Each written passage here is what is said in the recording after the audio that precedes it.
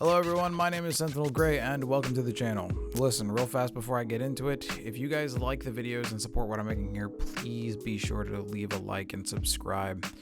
It really helps out the channel with YouTube's shitty ass logarithm. Thank you guys so much and let's get on to the video. Are you an anime fan like me? Okay, wait, stop. What I think you heard was, are you a weeb? Ooh. That's not what I said. All I said was, are you a fan of anime? For me, one of my favorite anime is Dragon Ball. The whole series, not just when Goku was a child. And if you've watched Dragon Ball, you know of a move in there called the Kamehameha wave. Kamehameha wave, Kamehameha, whatever you want to call it. Luckily, the devs at Bungie decided way back in the Forsaken DLC to give Warlocks the power to emulate that. This build is designed to be able to give you super energy a bit faster than usual, so you can use the Warlock KamehameChaos reach. Let's get into it. Obviously, to start, you need to be Middle Tree Stormcaller, called in-game as the Attunement of Control. The Attunement of Control trades out your Storm Tray super for Chaos Reach, which is the whole reason behind this build. Alongside that, you get the ability Pulse Wave, which triggers an arc energy wave that emits from your body whenever you're critically wounded. Think of it as the Warlock version of the Titan ACD feedback fences, except you need to be near death for it to trigger, so it's not exactly better. The melee ability for this tree is Lightning Ball. With this, you send out a ball of arc energy that travels forward and releases perpendicular bolts of lightning. Careful with this though, the arc ball doesn't follow your crosshair placement exactly, it's a little above so that enemies can pass through the bolts of lightning. Finally, we have the super nice ability Ionic Trace. Defeating enemies has a chance to create Ionic Traces which seek you out and provide energy to all of your abilities, even your super. That's really important for this build, and actually it's just a really nice perk to have in general. The next thing you want, you may have already guessed if you've been playing Destiny for a while.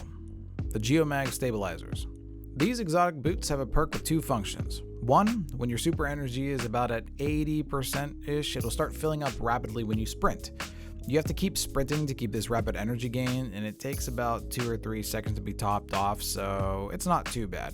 The other function is that the more damage you do with Chaos Reach, the longer it lasts. It's not unlimited though, so don't go hoping for that. The nice thing about this is that from what I tested, it seems like this applies to enemies with debuffs as well. Because you can push out more damage on debuffed enemies, this extends the Chaos Reach duration even more, allowing you for more damage on targets like bosses. I'm sure there's a cap on how long you can push it though, but still getting out every last bit of damage is really beneficial.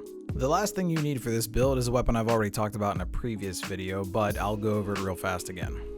Bad Juju is an exotic pulse rifle that as you defeat enemies with this weapon, it not only builds up a damage buff for itself, but also gives you super energy based on the stack of String of Curses on the weapon. Oh, and every kill fully reloads the magazine. Now that you have everything that you need, let me explain how it works.